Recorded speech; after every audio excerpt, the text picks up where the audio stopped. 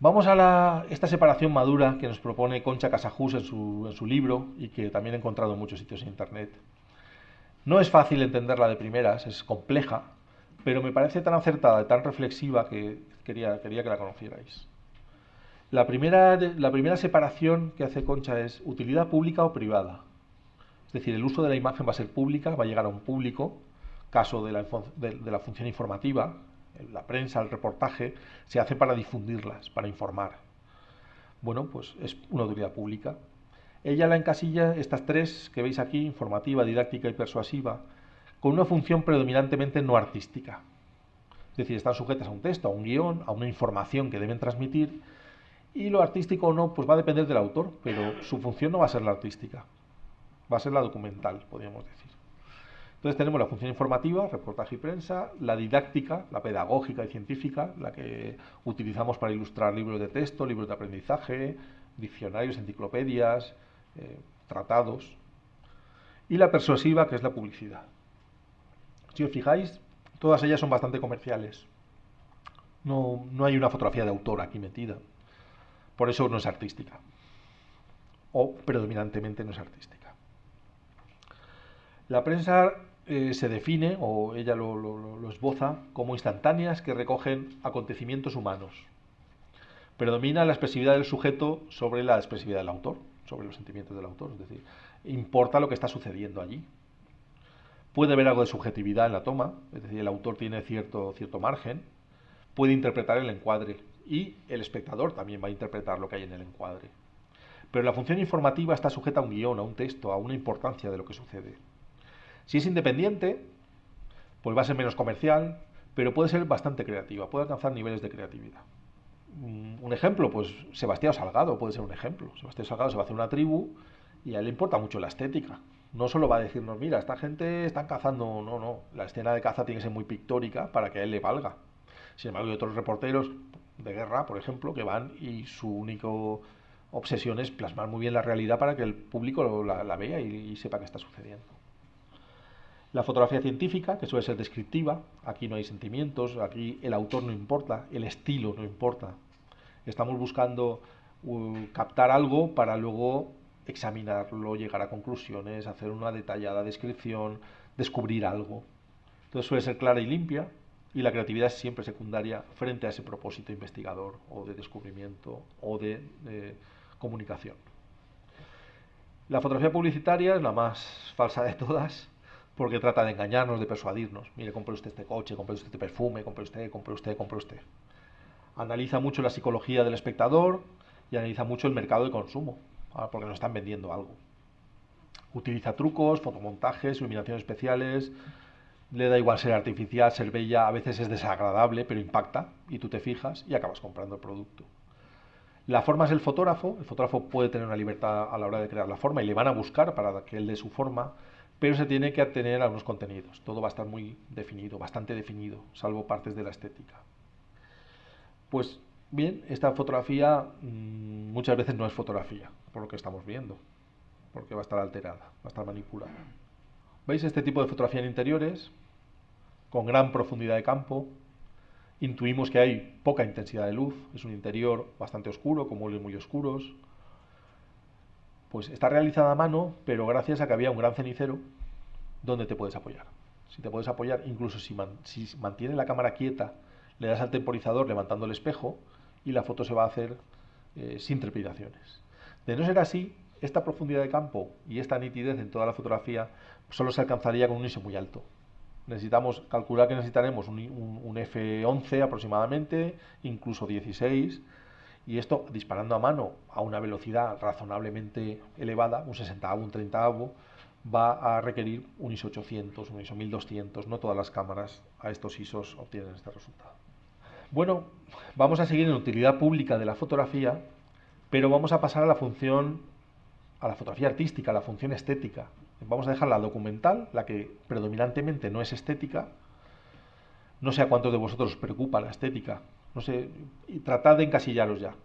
Si hacéis fotografía más documental, más científica, de naturaleza, no estética, o si ya tenéis una visión más estética. Dentro de esta fotografía estética de utilidad pública hay dos vías, dos caminos. La vía expresionista y la vía racional. Ya empezamos con complicaciones.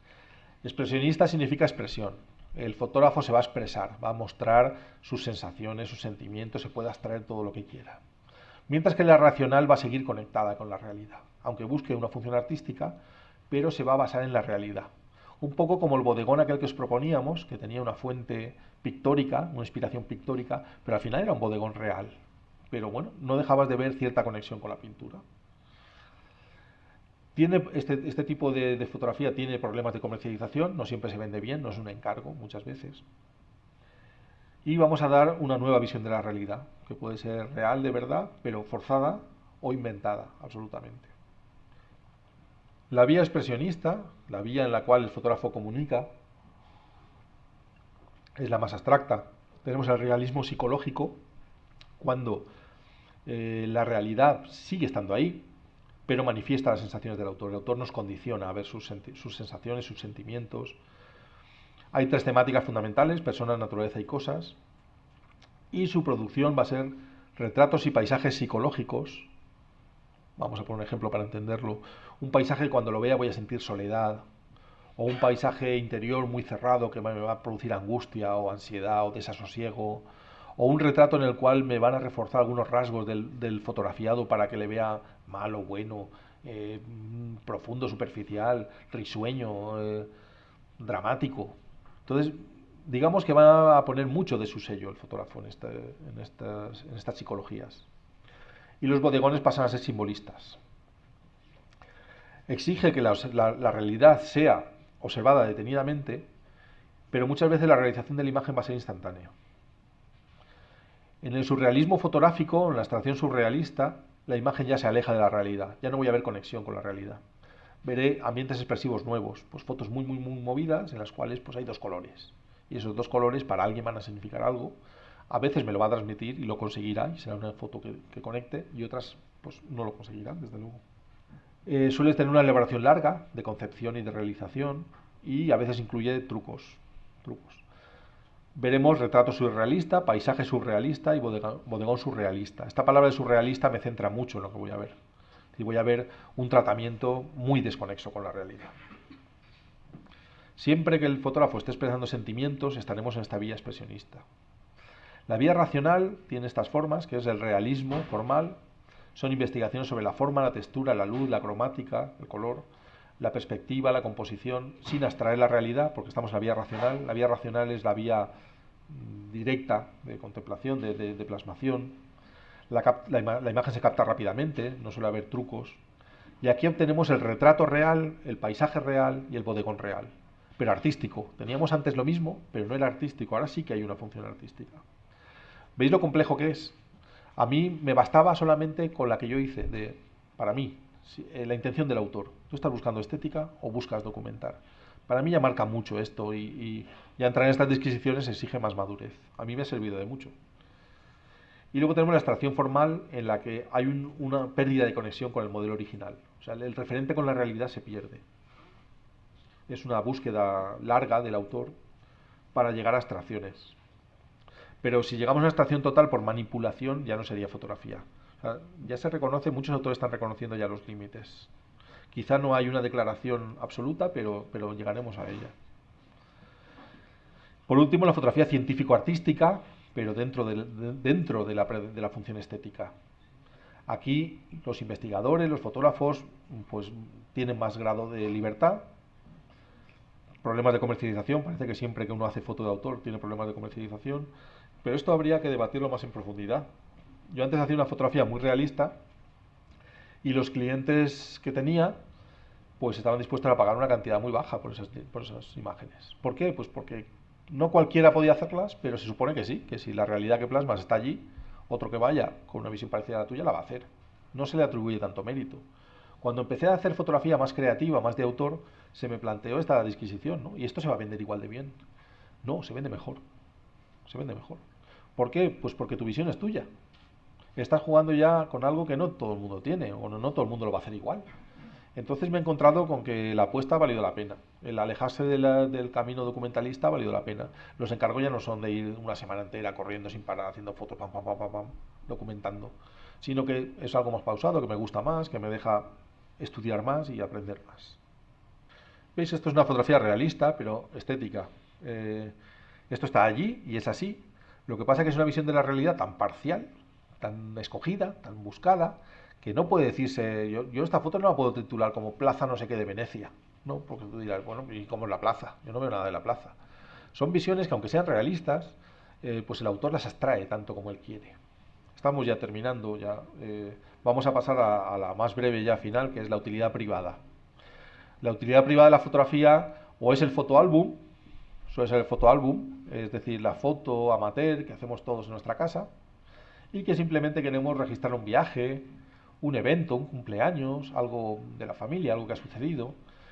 Pocas personas en origen la van a visualizar, salvo que sobreviva muchos años y esa fotografía se convierta en un documento de época, que es lo que pasa con las fotos del Artig o las fotos de muchos autores que no son conocidos, pero han hecho un retrato fiel de la época. Esto tiene un valor altamente documental, porque refleja cómo es una población, cómo es una etnia, cómo es un colectivo, eh, sin manipulación.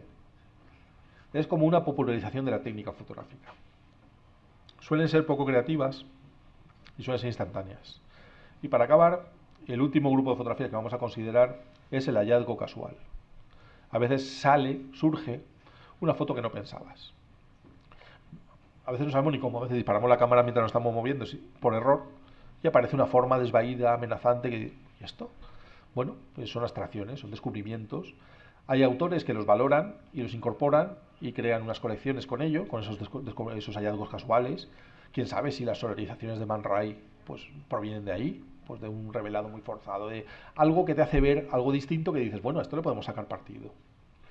Y esto es puramente fotográfico, esto en pintura no pasa, en pintura no pasaba, en pintura clásica uno cuando iba a hacer un cuadro pues tenía un boceto hecho debajo y sabía un poco dónde iban a estar las cosas, no se ponía a pintar ahí a ver qué sale, mira es verde, una manzana, vamos a hacer, no, siempre había un punto de partida. Y esto es muy clásico de la fotografía, muy típico de la fotografía y hay que estar abiertos a ello.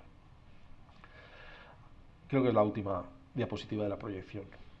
Solamente para que veáis en un cuadro todo lo que hemos estado hablando, porque parece que así visto suelto cuesta más de entender, aunque agradezco la atención porque es una materia dura, sobre todo si no hay una especie de interés por ella. Pero aquí lo vemos muy bien, utilidad pública y privada, la privada es el fotoálbum, y la pública tiene una función no artística en el reportaje científica y pública, que la pública es la publicidad, reportaje científica y publicidad, y la predominantemente artística tenía aquella vía expresiva, retrato psicológico, bodegón simbólico, o el surrealismo en las tres materias. Y la racional, que sería el realismo formal y abstracción de la forma. Y por último, y aparte de todo, el hallazgo casual.